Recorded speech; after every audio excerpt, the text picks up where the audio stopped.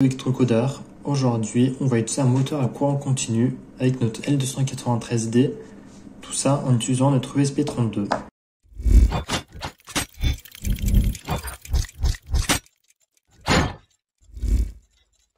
Donc pour pouvoir piloter un moteur à courant continu avec un processeur tel que le ESP32 par exemple, il va nous falloir un pont OH. Donc pour résumer, un pont OH, c'est un petit circuit comme ici le L293D qui va nous permettre de contrôler un moteur à courant continu et de le faire varier sa vitesse si on a besoin. Donc il existe comme pont OH assez connu les L293D ou bien les L298. Moi j'ai choisi les L293D pour leur facilité et aussi pour leur prix qui est moins cher. Le programme que je fais aujourd'hui est le même pour le L298. Le L298, il peut piloter des moteurs beaucoup plus costauds qu'ici.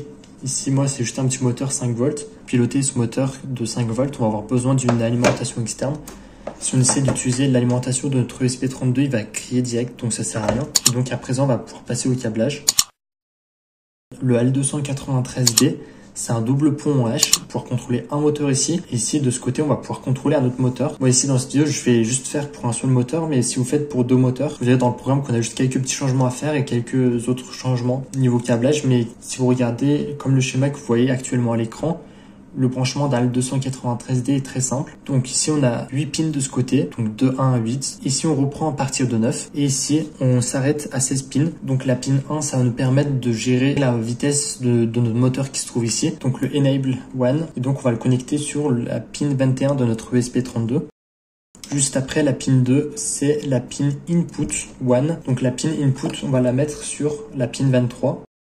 Ensuite, on va connecter Input 2 qui se trouve dans la pin 7 et donc ça on va le connecter sur la pin 22. Avec ces trois fils on va pouvoir contrôler le moteur et sa vitesse à l'aide de Enable.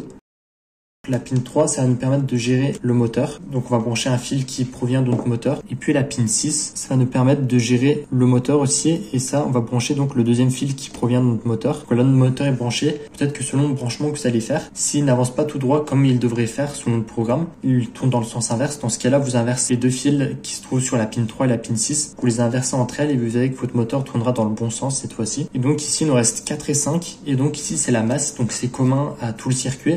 Donc on va connecter une des deux masses, la 4 ou le 5, peu importe, avec la masse qui provient de notre alimentation externe. Et puis on va prendre à présent la pin 5 par exemple, et on va la relier sur le GND de notre ESP32.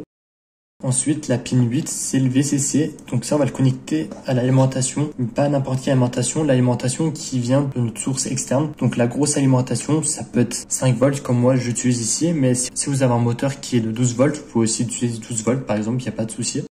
Donc le câble de la pin 16, donc le VSS, et donc ce câble, ça va nous permettre d'alimenter la partie logique de notre circuit. Donc moi, je vais connecter au 3,3 volts de mon ESP32.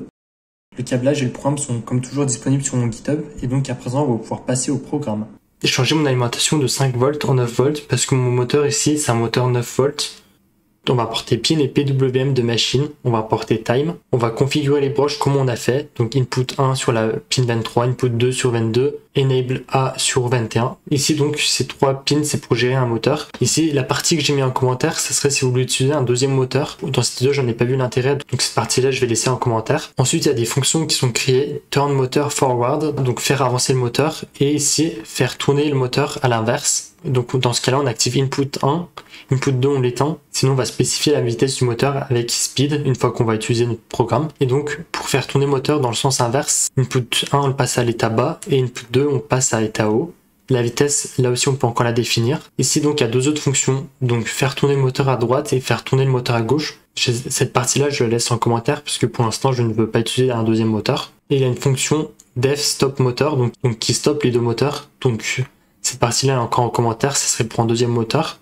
Donc lorsqu'on fait arrêter, redémarrer l'interpréteur, ce qui se passe, on fait un keyboard interrupt, donc c'est équivalent à un CTRL-C, donc ça coupe le programme. Le moteur, on va le stopper si on fait arrêter l'interpréteur. Et on va afficher comme quoi on arrête le programme. Et donc ce qui se passe dans le while true, ce qu'il essaye de faire, il va afficher moteur en avant, on va faire tourner le moteur à l'avant, avec un duty de 512, donc environ 50% de la vitesse. Donc les valeurs du PWM, comme vous le savez, se situent entre 0 et 1023. Et donc 512 c'est environ 50% de sa vitesse.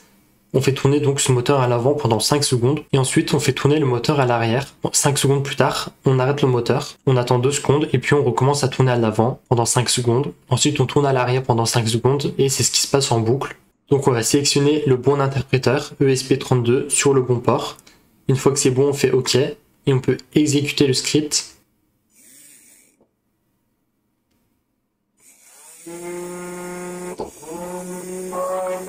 Donc là, on voit le moteur qui tourne.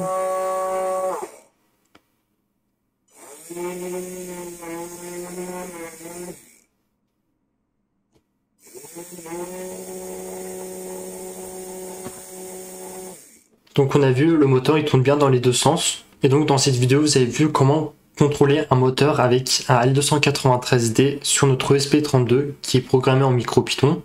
Donc j'espère que cette vidéo vous a plu. Si c'est le cas, alors vous pouvez vous abonner, liker, partager et commenter. C'était Electrocodeur.